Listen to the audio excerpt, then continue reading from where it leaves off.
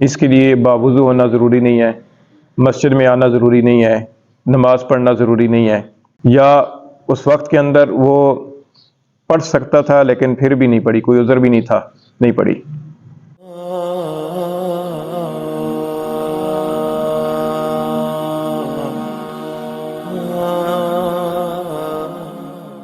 فجر کا وقت ہے صبح صادق کی طلوع ہونے سے لے کر سورج کے طلوع ہونے تک۔ اس وقت جو ہے نا وہ سو گیا، سویا رہا، یا جاگ گیا لیکن اٹھا نہیں اور نماز نہیں پڑھی، تو جب سورج طلوع ہو گیا تو اس نماز کا وقت جاتا رہا۔ اب اگلے دن جو صبح صادق طلوع ہوگی تو طلوع آفتاب تک جو نماز فجر کا وقت آئے گا وہ ایک الگ نماز ہوگی، وہ پہلے والی نہیں ہوگی۔ مثلاً آج کی نماز فجر اگر کسی نے نہیں پڑھی اور کل کا دن شروع ہو گیا اور فجر کا وقت دوبارہ آ گیا تو وہ آج والی جو فجر کی نماز ہے نا وہ رہ گئی ہے، اب کل جو نماز فجر ادا ہوگی وہ کل والی ہوگی۔ اسی طریقے سے باقی نمازوں کے اوقات کا بھی مسئلہ ہے۔ تو اب یہ جو اوقات مقرر کیے گئے ہیں تو ان اوقات کے مقرر کرنے کا مقصد یہی ہے کہ نماز اس وقت کے دورانیے کے اندر اندر نماز پڑھی جائے۔ لیکن انسان ہے، انسان خطا کا پتلا ہے، اور انسان کی پر غفلت بھی طاری ہوتی ہے، اور انسان قصداً و عمداً بھی کئی کام چھوڑتا ہے۔ تو اس لیے اگر کوئی انسان اس مقررہ وقت کے اندر نماز نہیں پڑھتا، کسی عذر کی وجہ سے نہیں پڑھی، وہ عذر معقول تھا یا نہیں تھا، اس عذر کی وجہ سے نماز چھوڑنا درست تھا یا نہیں تھا، لیکن اس نے نہیں پڑھی، یا اس وقت کے اندر وہ پڑھ سکتا تھا لیکن پھر بھی نہیں پڑھی، کوئی عذر بھی نہیں تھا، نہیں پڑھی،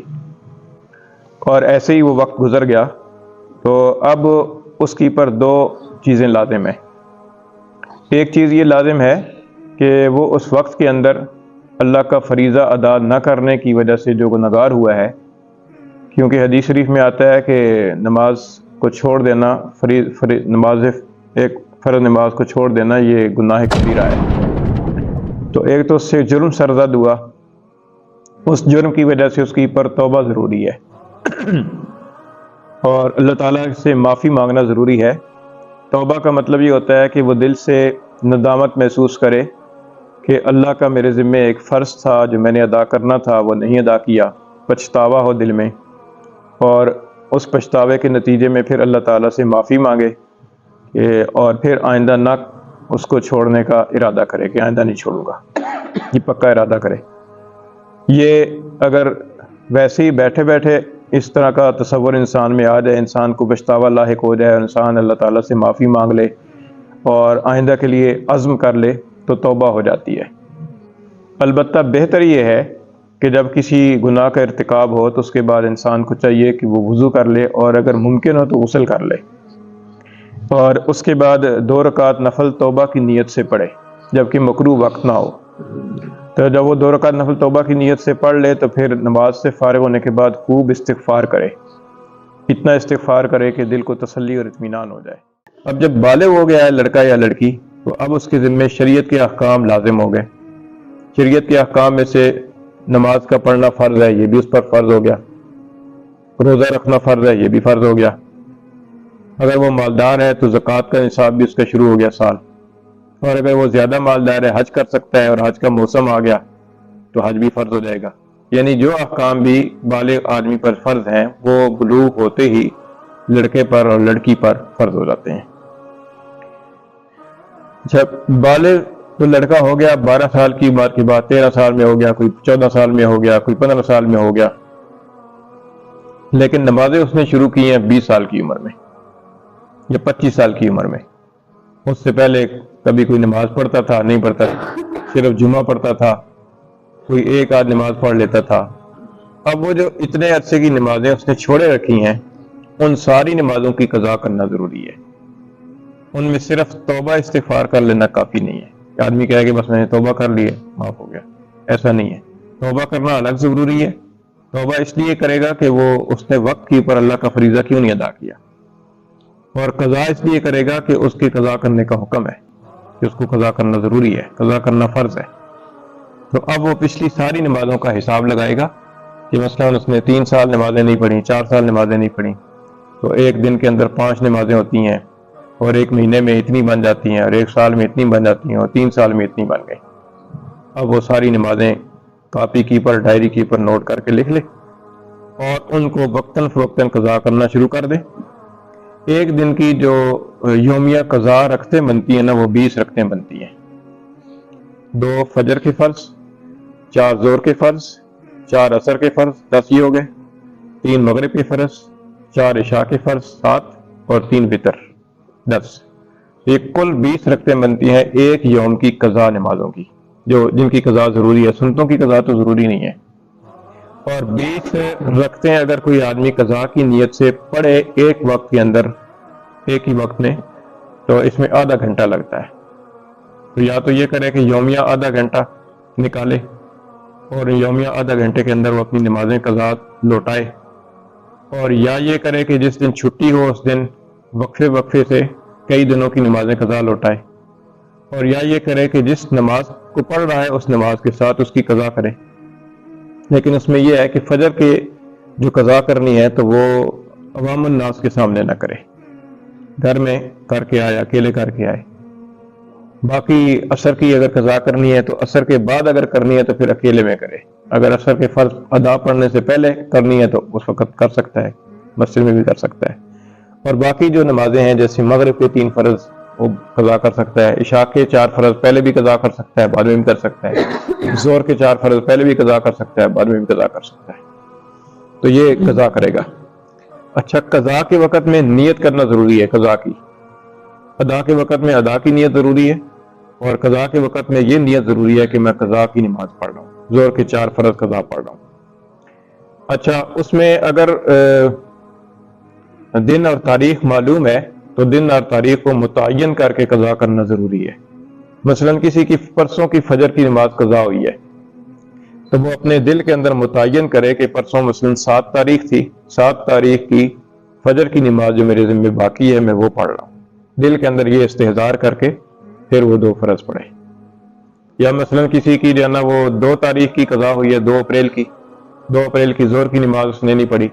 اب وہ قضا کر رہا ہے، اب یہ دل میں اندر یہ نیت کرے کہ 2 اپریل کو جو میری ظہر کی نماز قضا ہوئی تھی میں اس کے 4 فرض بطور قضا پڑھ رہا ہوں۔ اچھا، اسی سے ضمن یہ بھی بات ایک عرض کر دیتا ہوں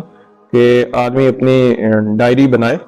اور جو روزانہ کی نمازیں جو رہ جاتی ہیں ان نمازوں کو تاریخ وائز نوٹ کرتا رہے، تاکہ بعد میں جب قضا کرنے کے باری آئی تو نیت کرنے میں آسانی رہے۔ اور ایک صورت یہ ہے کہ ایک آدمی کی قضا نمازیں ہوتی رہیں، اسے خیال ہی نہیں تھا، اسے نہ نوٹ کیا نہ اسے یاد ہے،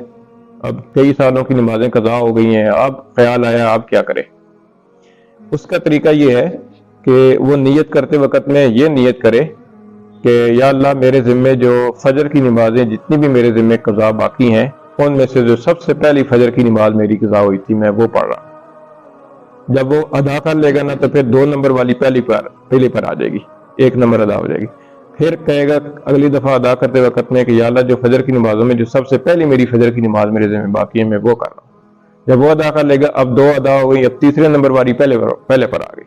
پھر یہ نیت کرے گا کہ فجر کی نمازوں میں جو سب سے پہلے میری فجر کی نماز میرے ذمہ باقی ہے میں وہ پڑھ رہا ہوں۔ یہ بھی کر سکتا ہے، اور دوسرا طریقہ یہ بھی ہے کہ یہ بھی کر سکتا ہے کہ یا اللہ میرے ذمہ ظہر کی نمازوں میں جو سب سے آخری نماز جو میرے ذمہ باقی ہے، جو سب سے آخر میں قضا ہوئی ہے میں وہ پڑھ رہا ہوں۔ جب وہ پڑھ لے گا تو جو سیکنڈ لاسٹ ہوگی وہ آخر پہ آ جائے گی، پھر یہ نیت کرے گا کہ یا اللہ میرے ذمہ ظہر کی نمازوں میں جو سب سے آخر نماز میرے ذمہ باقی ہے میں وہ قضا کروں۔ اس نیت سے وہ ادا کرتا رہے گا، اور جب اس کی دل کی تسلی ہو جائے کہ اب میرے ذمہ جتنی نمازیں قضا باقی تھی وہ سب ادا ہو گئی ہیں، اب وہ اطمینان سے باقی نمازوں کی قضا کرنے کی ضرورت نہیں ہے۔ ایک مسئلہ یہ ہے کہ قضا نمازیں ذمے میں باقی ہوں تو نفل پڑھنا کیسا ہے، کیونکہ نفلوں میں بھی ٹائم لگتا ہے اور قضا نماز میں بھی ٹائم لگتا ہے۔ تو قضا نمازیں ذمے میں باقی ہوتے ہوئے اگر نفلیں پڑھے گا تو نفلیں پڑھنا درست ہے، نفلیں پڑھنے کا ثواب ہوگا، لیکن قضا نمازیں اپنی جگہ باقی رہیں گی۔ اگر کوئی آدمی یہ کرے کہ وہ نفلوں کی بجائے قضا پڑھے کہ یار نفل تو ضروری نہیں ہے لیکن قضا ضروری ہے، وہ فرض ہے، تو وہ یہ بھی کر سکتا ہے۔ اور اگر وہ ایسا ہے کہ وہ دونوں کام کر سکتا ہے کہ قضا بھی پڑھ سکتا ہے نفل بھی پڑھ سکتا ہے تو دونوں کام پڑھے، کوئی منع نہیں ہے، دونوں کام کر سکتا ہے۔ اچھا، ایک صورت یہ ہے کہ قضا نماز جو ہے نا، وہ قضا نمازیں تو باقی ذمے میں تھیں، لیکن اب اس کی جو ہے نا وہ موت کا وقت قریب آ گیا، اب ایسی لا علاج بیماری کے اندر مبتلا ہو گیا ہے کہ اب صحت مند ہونا مشکل ہے۔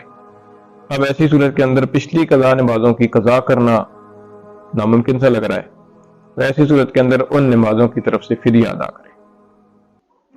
اور فدیہ جو ہے نا وہ ایک نماز کا فدیہ جو ہے نا ایک فطرانے کے برابر ہوتا ہے، اور دن کی 6 نمازیں ہوں گی، 5 فرض نمازیں اور ایک وتر کی نماز الگ، تو دن کے 6 فطرانے دینے پڑیں گے، ایک دن کی نمازوں کے بدلے میں 6 فطرانے دینے پڑیں گے۔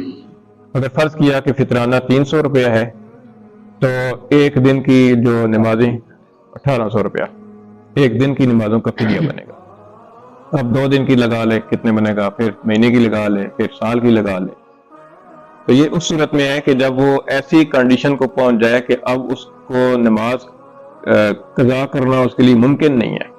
لیکن جب تک ممکن ہو تو پھر فدیہ کافی نہیں ہوتا، پھر قضا کرنا ضروری ہوتا ہے۔ ہاں، یہ کر سکتا ہے کہ وہ وصیت کر کے جائے کہ دیکھو میرے ذمے اتنی نمازیں قضا باقی ہیں، تو اگر میرا انتقال ہو جائے تو میری طرف سے فدیہ ادا کر دیا جائے، پھر وہ وارثوں کے ذمے ہے کہ وہ اس کے ترکے کے 1/3 حصے سے اس کی نمازوں کا فدیہ ادا کریں۔ اچھا، ایک مسئلہ قضا نمازوں میں یہ ہے کہ قضا نماز جس کیفیت پر قضا ہوگی اسی کیفیت پر اس کا ادا کرنا ضروری ہے۔ مثلا ایک نماز جو ہے نا وہ ایک شخص کی قضا ہوئی ہے اس حالت میں کہ وہ مقیم تھا، اور جب وہ ادا کرنا چاہتا ہے، قضا کرنا چاہتا ہے اس کو، اب وہ مسافر ہے، وہ کون سی قضا کرے گا؟ تو وہ مقیمی والی قضا کرے گا، کیونکہ بحالت مقیم اس کی نماز قضا ہوئی ہے۔ اور اگر اس کے برعکس ہو کہ کوئی آدمی سفر میں تھا اور اس نے نماز نہیں پڑھی اور قضا ہو گئی، اور شرعی سفر تھا،